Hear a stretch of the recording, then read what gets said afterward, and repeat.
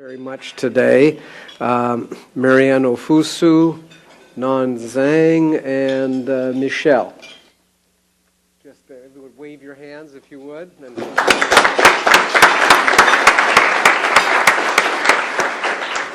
These are the people that really make things run smoothly.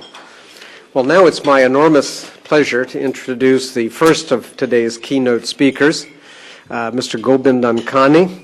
He is currently the Vice President of the Bank for Africa, but comes to that position with an enormous array of experience. Over time, he has worked in South Asia. He has worked on cross-cutting issues that deal with global poverty.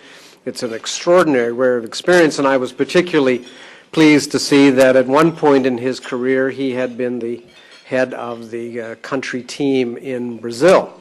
And as a would-be Brazilianist myself, we had a chance to talk a little Portuguese, and he was saying how delighted the people in Mozambique, Angola, and Guinea-Bissau were that finally they were going to have some vice president for Africa who could speak their language. Not surprisingly, he has an outstanding academic background as well, including a PhD in economics after his study at Harvard. And he had really asked me not to mention that he was an economist. You know what they're doing here in Washington is going after the economists for once again failing to foresee the future. They're circulating a new definition of economists as a group of people who are fairly good at numbers but don't quite have the personalities to be CPAs. And of course, Vice President Ankhani has now gotten very used to the American ethos and the way economists have been treated in the political context. And perhaps the most famous phrase is one that Harry Truman came up with, where he was constantly being told by his economists, well, on the one hand, the supply is going up, but on the other hand, there's inadequate demand. And finally, what Truman said is, what I want is one good-handed economist. And Vice President Ankhani assures me he's going to meet that test today. Please give him a round of welcome.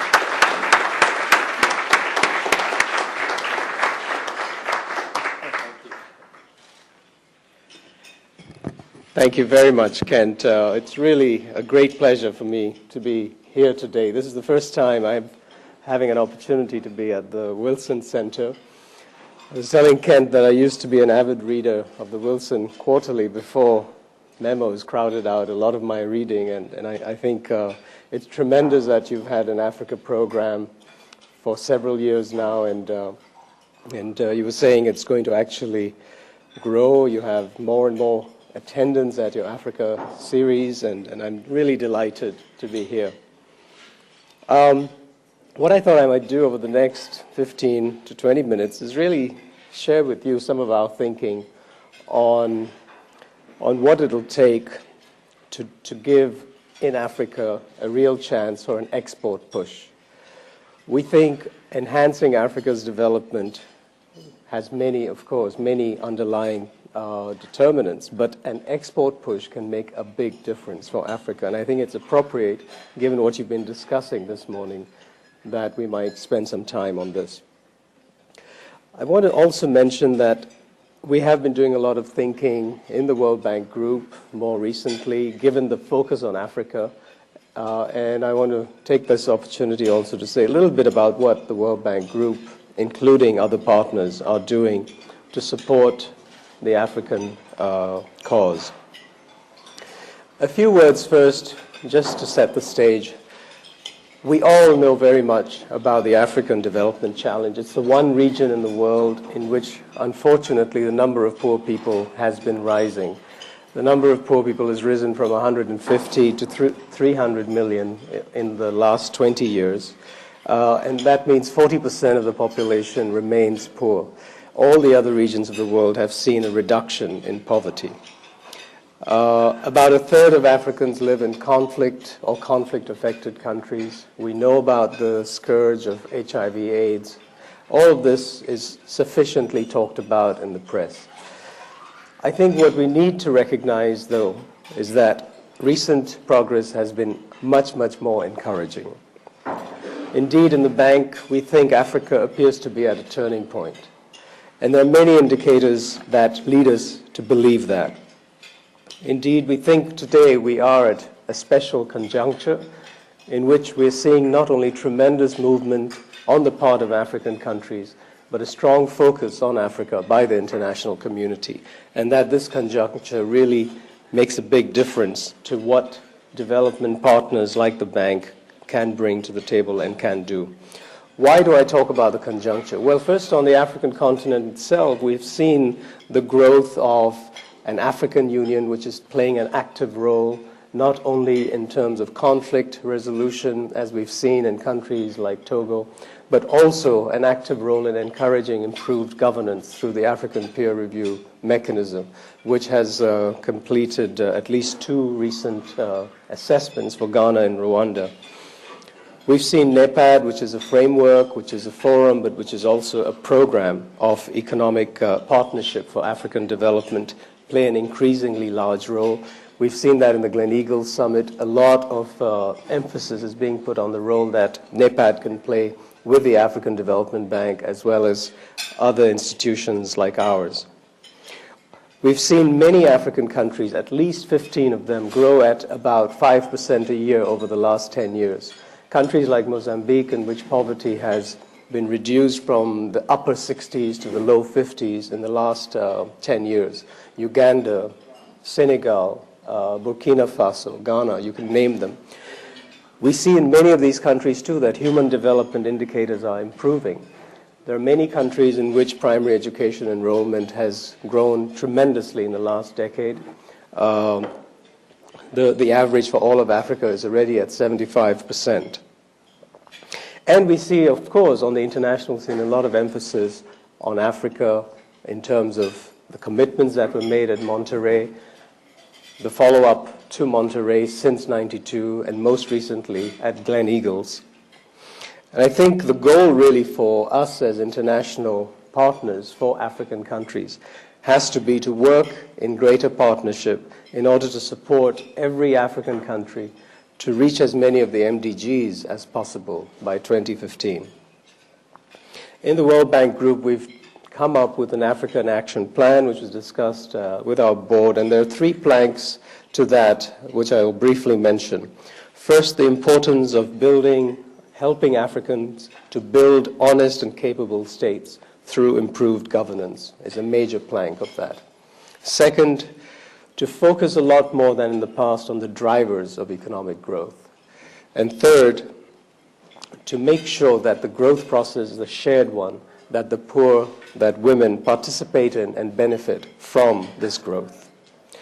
The main point I'd like to make is that for each of these 3, an export push and a strong trade orientation will be fundamental for African countries. In particular, I think there are 3 policies that will make a big difference for Africa in relation to an export push. And I'm going to spend the rest of my time really talking about these 3 areas. First and foremost, increased market access for African country exports. And I believe one of your topics this morning was precisely that. Secondly, support for building a vibrant African private sector. And I think your second panel talked a little bit about that in the sense of the capacity to export. And thirdly, the importance of behind-the-border reforms over and above the normal things that are talked about with respect to trade reform when we talk about reforms at the border in relation to tariffs and subsidies. So let me turn now to these 3 issues quickly. On the question of improving market access for African countries, I think we have seen over the last 3 decades really a marginalization of Africa in world trade, with the share of exports having fallen from 3.5% to 2% over the last 30 years. This means some $70 billion of potential income has been lost to Africa. And yet we also see, both in Africa and outside Africa, that the fastest growing economies are the ones that have had a stronger trade orientation. Trade tends to be in the 75% range for countries that are growing faster, and in the 50% range for the slower growing economies. We also see in Africa that diversification has been quite stagnant. most countries depend on 2 or 3 products for 50% of their revenues, which means they're extremely vulnerable. They have tremendous shocks whenever commodity prices fluctuate. One cause of this, of course, is market access. Now, in talking about market access, let's first recognize the broader context. I think it's fundamental for the Doha round, which is a development round, to meet with success in Hong Kong in December. The Doha round would benefit Africa in many ways. Of course, it would benefit Africa because it would provide market access in agriculture for key commodities such as cotton and sugar and so on, and especially also for processed agricultural commodities. It is shocking to see how little in the way of processed exports there are from most African countries. And part of it has to do with tariff and non-tariff barriers, and part of it has to do with behind-the-border issues, which we'll talk about. The Doha round will also, in non-agriculture, make a big difference if it succeeds, because there'll be additional market access for non-agricultural commodities, not only in developed country markets, but also in other developing countries. It is also shocking to see how little there is in the way of South-South trade. Developing countries have many more tariff and non-tariff barriers in some cases than developed countries for imports from other countries in the third world. We should recognize that the Doha round could very well also lead to some setbacks. I think as agricultural subsidies in the EU get reduced over time, food importers like Burkina Faso, like Nigeria, like Rwanda, will face problems, and these will have to be addressed. But overall, though, we think that the Doha round, the developmental aspects of the Doha round, if successful, will be tremendous. Indeed, we have estimated that the benefits of a successful Doha round will be far greater than the benefits of the additional aid that has been promised at Gleneagles. But having talked about Doha, we really need to go more specifically into the African context and take a look at some of the preferential arrangements that I know are very much at the center of your concerns today here. I think the AGOA scheme has been a tremendous benefit for many African countries. I think it has recognized the importance of sub-Saharan African countries as a group that requires an export push. No other preferential arrangement really does that. It has brought for some African countries tremendous increases in exports, particularly in the clothing sector. I'm thinking especially of countries like Lesotho and Kenya. We should also recognize that the EU and Japan have their own preferential access schemes. In spite of what I've said favorably about these preferential arrangements, in a recent study that we did at the bank, it was clear that for most countries in Africa, taking all the preferences together for the US, from the US, the EU, and Japan, for most countries in Africa, these preferences amount really to a very small proportion of exports. So there's tremendous scope to do more. And as I said, that can be done on all sides. But just to share some statistics with you, only 5 countries get a value of preferences that is greater than 10% of their exports. These 5 being Lesotho, Malawi, Mauritius, the Seychelles, and Swaziland. Indeed, 35 countries, i.e. 73% of the countries in Africa, get less than 5% of value from preferences, 5% of their exports. And 18 countries get less than 1%. My own country, Ghana, is actually in one of the lower categories, getting less than 5%. Now, I think in the bank we've recognized that preferential trading arrangements have a tremendous potential for African countries in the context of trade. And I think it would be great if, in addition to the Doha round, if in addition to the assessments that are being made of how each of these preferential arrangements is working out, there was a review of all of the preferential arrangements and how they affect sub-Saharan African countries. We think that AGOA's preferences, which are available for all of sub-Saharan African countries, is a tremendous advantage. The other preferential arrangements need to be available also for all African countries. Everything But Arms is focused on the least developed countries, which means it's a fraction of the countries in Africa that gets those benefits. On the other hand, the EBA is for all products, and AGOA is for a more limited set of products. And in both, the rules of origin could really be reviewed again to ask how can these really be made as beneficial as possible for African countries. So I'd like us to think of whether there might not be a need for a review to look at a kind of super AGOA/EBA for sub-Saharan Africa as a way of adding to the momentum that we've had from Gleneagles on aid and debt relief, adding a trade dimension. All of this, of course, recognizing that the vision for the longer term has to be one in which we do have a multilateral trade liberal system aimed at.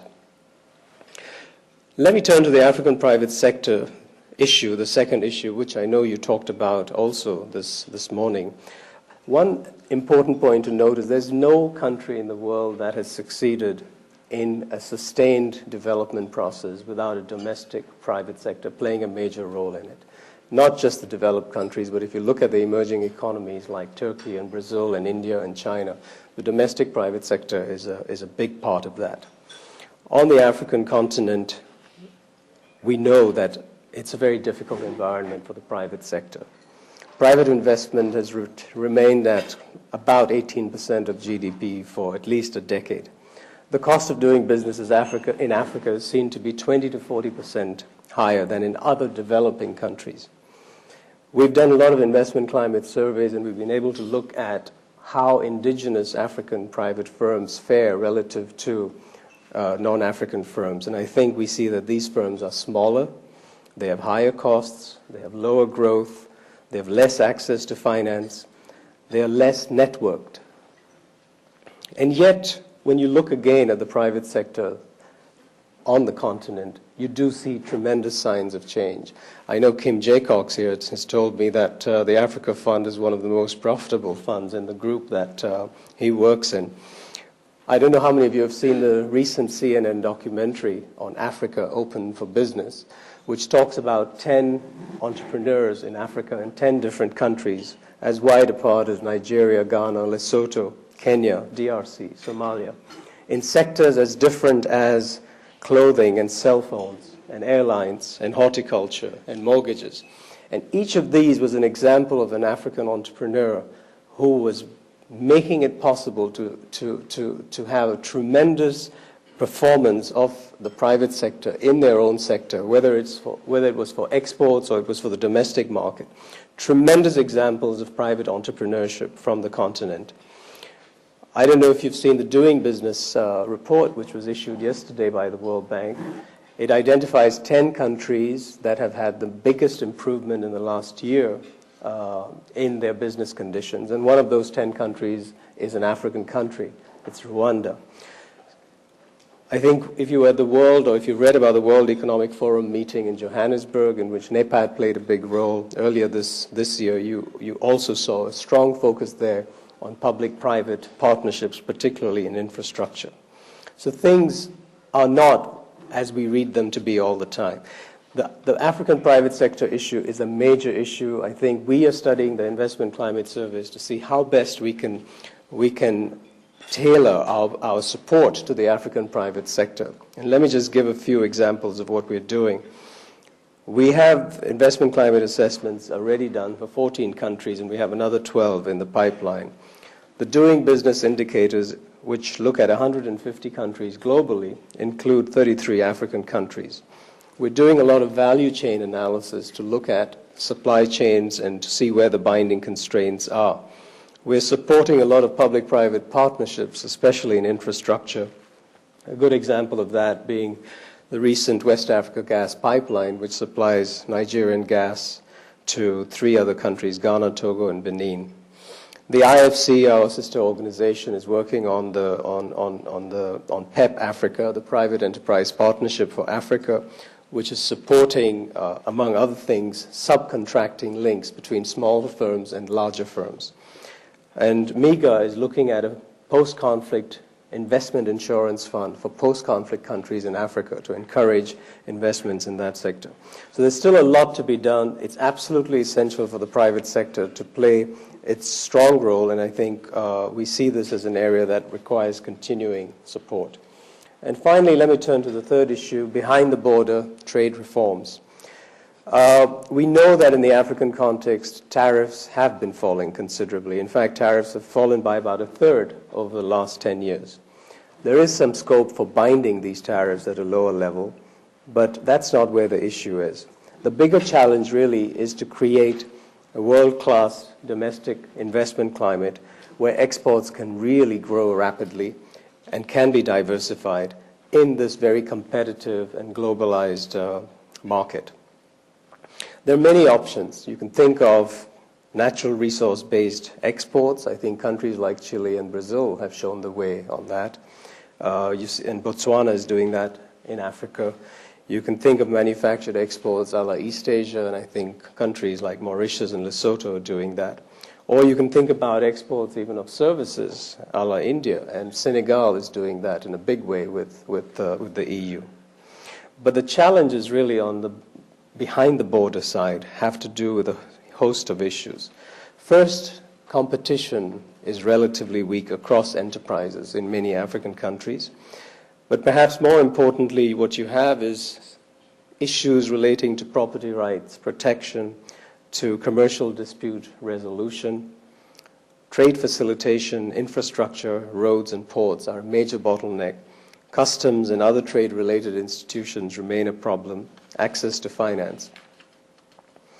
We see now, when we look around, that there's an increasing focus on all of these issues in many African countries. I think NEPAD, as well as other institutions like the African Development Bank and ourselves, are taking a strong interest in supporting infrastructure development, not just within countries, but across countries. On trade facilitation, there's been a tremendous increase in the demand for trade facilitation support from the World Bank. We saw in the Gleneagles Summit a recommendation to set up an infrastructure consortium which will bring together all potential public and private agencies to have a more coherent approach to infrastructure financing. I can't overemphasize the importance of a regional approach. The fragmentation of countries on the continent. The average country really has a size of a population of 4 million. You can't think of infrastructure, you can't think of trade logistics without thinking of it in a cross-country framework. Trade corridors are fundamental. I mean, the road connections between Kigali in Rwanda, which is landlocked, and Mombasa are terrible. They make the difference between a successful exporter and an unsuccessful one. I think the need for common institutions is important, particularly customs administration, and I think ECOWAS in West Africa is trying to do that. The importance of common regulation of common property, the whole issue of fisheries, for example, is important. And I think NEPAD and the regional economic communities are playing a key role in this. On our side, I've mentioned already the trade facilitation projects that we're supporting and the work we're doing on infrastructure and regional integration. And let me also mention the studies that we've undertaken. In all of the least developed countries, there's financing for trade studies which we've undertaken with other partners. A very good example of that is the one in Ethiopia, which has a strong action plan, which was helpful, I think, in getting the rose industry to get as successful as it was. So let me close by once again coming to the point about the conjuncture that we have and the need to take advantage of what we see as a turning point. We have to recognize, of course, that African countries are diverse. There are some that are coastal, there are others that are landlocked, there are others that are resource-rich, there are others that are in conflict or are just in their post-conflict phases. And we need to engage with them in different ways in order to support their growth and trade agendas. I think with the Doha round, as well as this potential review of trading preferential arrangements that we would like to see undertaken, this would be a tremendous addition to the aid and debt relief proposals that came out of Gleneagles. And I think trade can really make a big difference in transforming what we've all been referring to as the Year of Africa into the Decade of Africa. Thank you very much.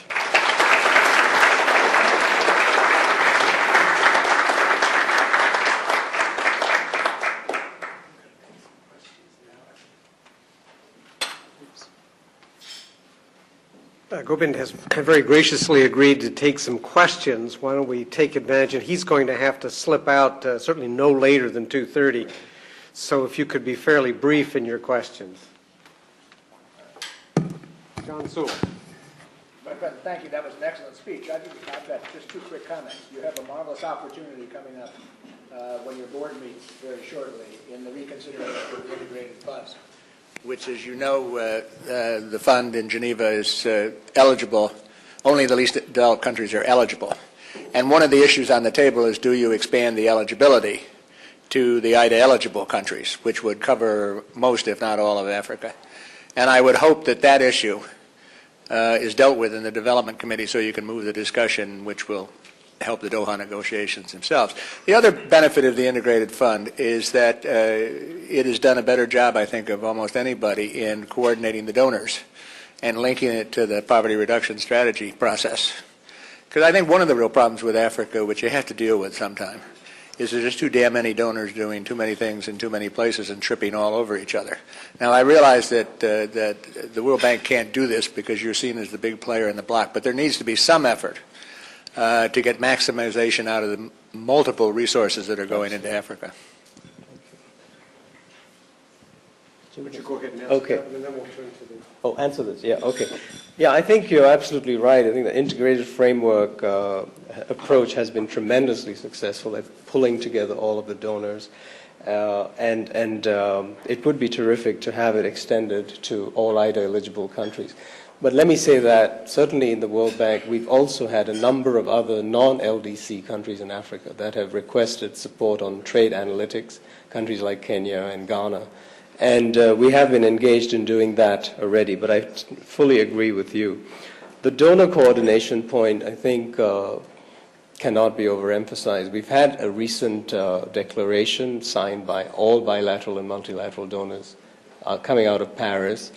The Africa Action Plan that we are working on in the World Bank Group is committed to implementing the Paris indicators over time at different speeds depending on the country.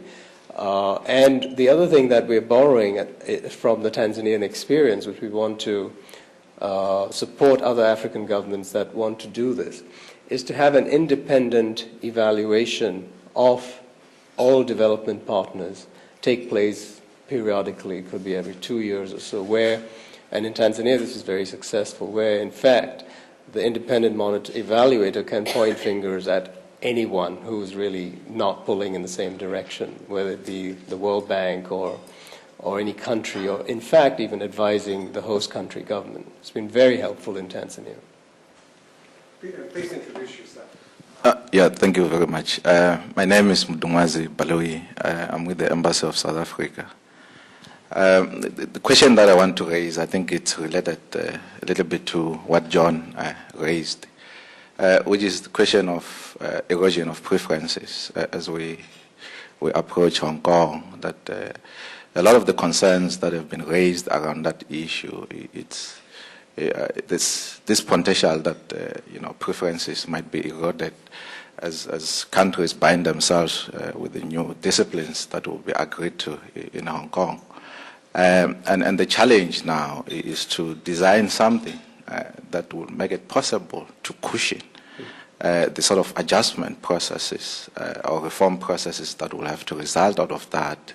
And I think probably in the short term there could be a need to sort of maintain and deepen these preferences, either by extending rebates, tax rebates, to companies that imports from these developing and least developed countries.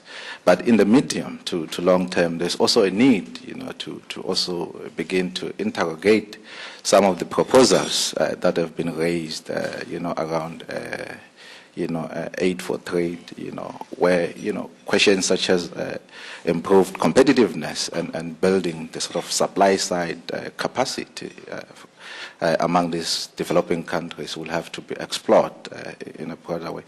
I think the question here is one to understand, the sort of issues that the bank is beginning to look into as we move towards Hong Kong as part of the broader capacity building program. Thank you. Yeah. Well, I think the two issues that you raise are very important, the issue of preference erosion and aid for trade, certainly. On preference erosion, I think it's very clear that there are examples of countries that have used preferences very well to get onto a more sustained growth path. Mauritius comes to mind from Africa. But it's also the case that if you're going to have a competitive set of industries, that you've got to outgrow preferences. In the bank as well as in the fund, I might add, we both had presentations, proposals at the Cancun conference on adjustment facilities to support countries should there be high financial or other economic costs in the transition following Doha. And I think those facilities remain available to support countries.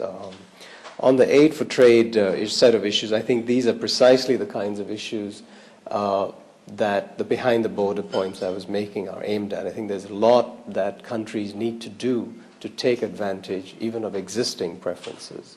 And some of those require some kind of dedicated efforts by development partners. So I would agree very much with the need for that. And I see I know we are seeing a lot of emphasis in the discussions leading up to Doha as well as to the Development Committee next week on aid for trade and the importance of financing aid for trade. Any other questions? If not, please join me in a round of applause. Thank you very much.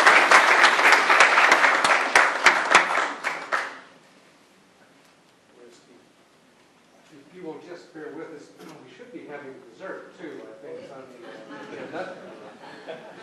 And as soon as we get dessert, I'm going to ask Steve Landay to come to the hearings right here.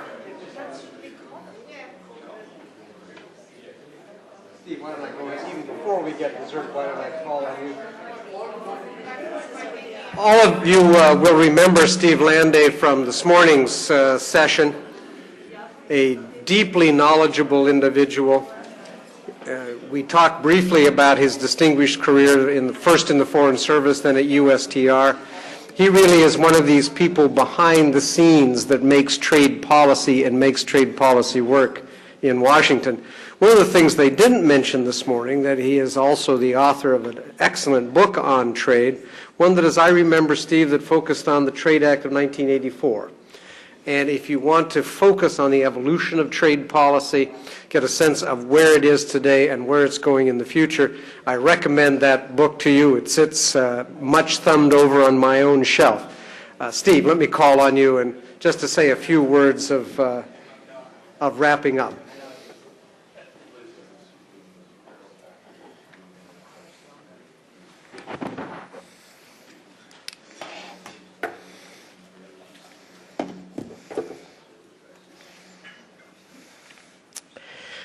Well, Congressman Volpe and his staff is to be congratulated on putting together such a unique program in Washington.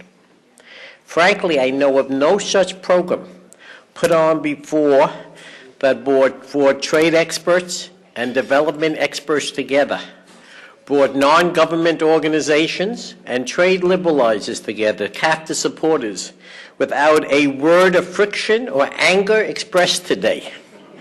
It does show that there are some common elements of support, of agreement in this world, and for that we thank you very much, and so on. The program itself was divided into two sections. AGOA's impact on market access and on the capacity to export or the investment side of things.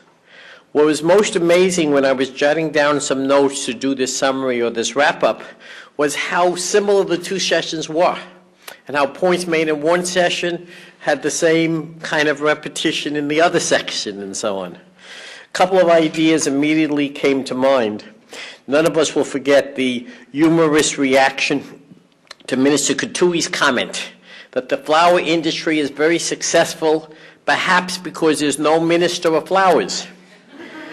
And no one will forget Jack Edlow's comment that here he's putting a railroad together, is carrying both local and international freight between 3 countries and so on, unexpected, and all of a sudden a state entity from a certain state in the South begins to intervene, and this is not the unfair competition that we have. So if I would try to pass on, the first message I was hearing was enabling environment, that there's a role for the government in establishing an enabling environment, but is not to get involved in the individual micro decisions that have to be made by the private sector.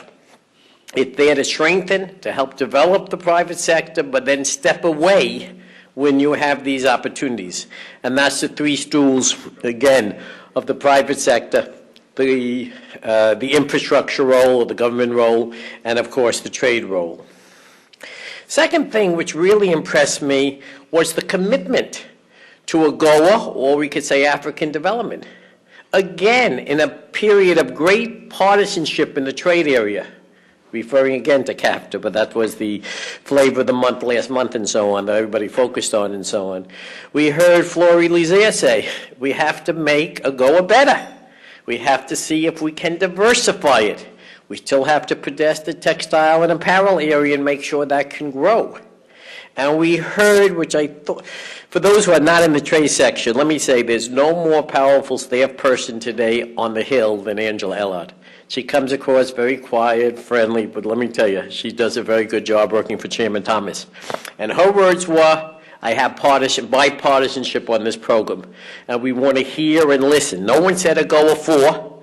No one would say AGOA for. She said, I want to listen and think about what we might do. And I think that was important.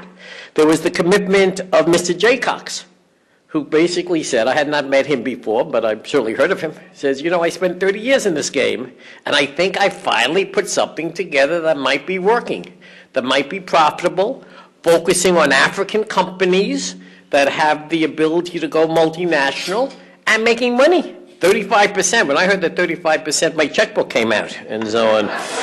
But I wasn't invited to participate in it and so on along the way and so on. I think what was also interesting was the comments on success stories. Don't look at headlines. My view of CNN, other than that nice documentary it did on doing business in Africa, is that it's the most unhelpful view.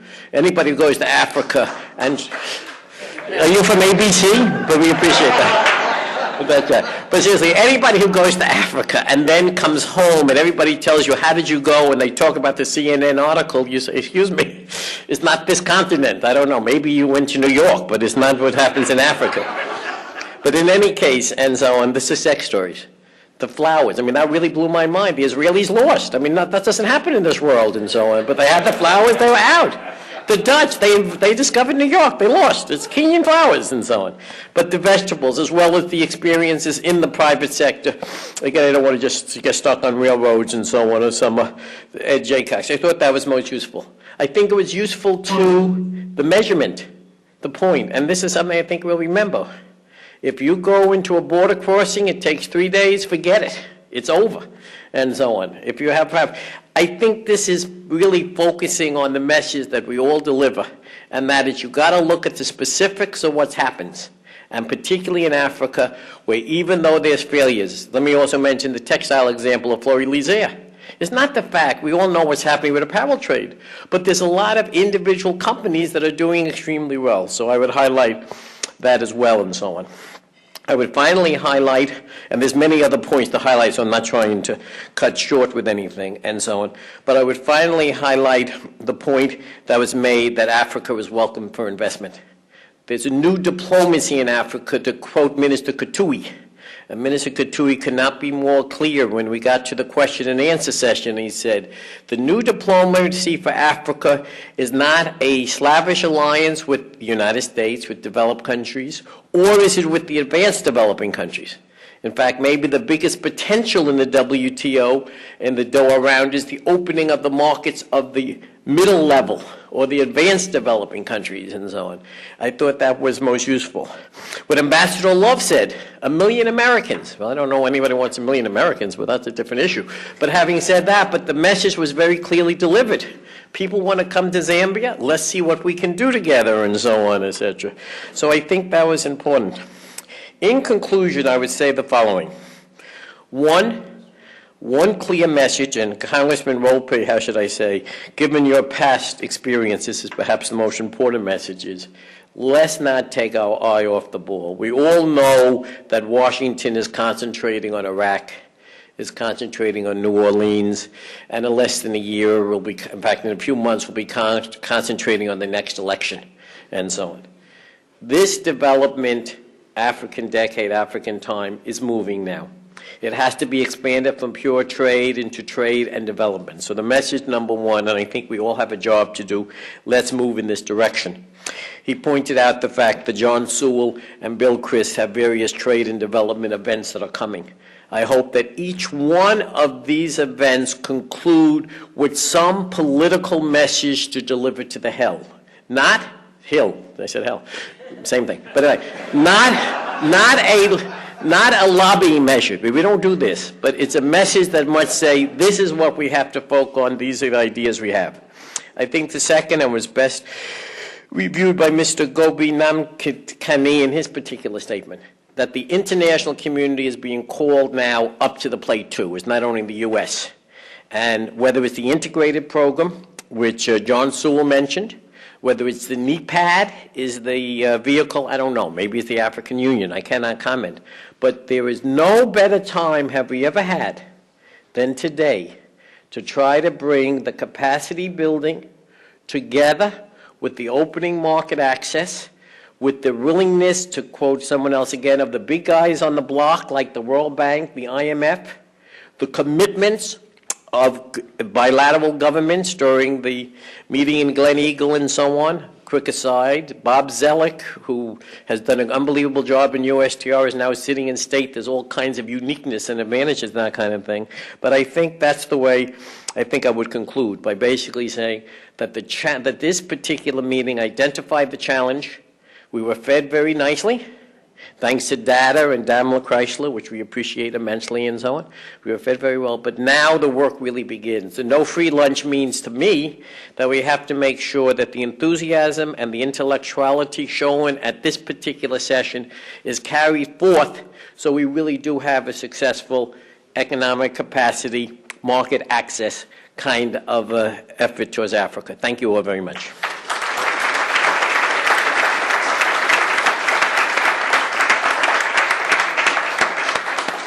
Thank you, Steve. I guess you get a sense of how Steve really makes trade policy and makes it work here in Washington. We do have dessert coming right after the conclusion of Steve's remarks. Those were sweet remarks, and I understand the dessert's even sweeter yet. So this really will conclude the formal program, and I want to thank you all for coming.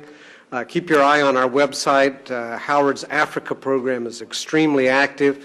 On my side of the effort, we're going to continue to focus along the links between trade liberalization, economic growth, and the reduction of poverty. So we very much take Steve's challenge seriously, and I hope we'll all be hearing more from us too. Thank you all again for coming.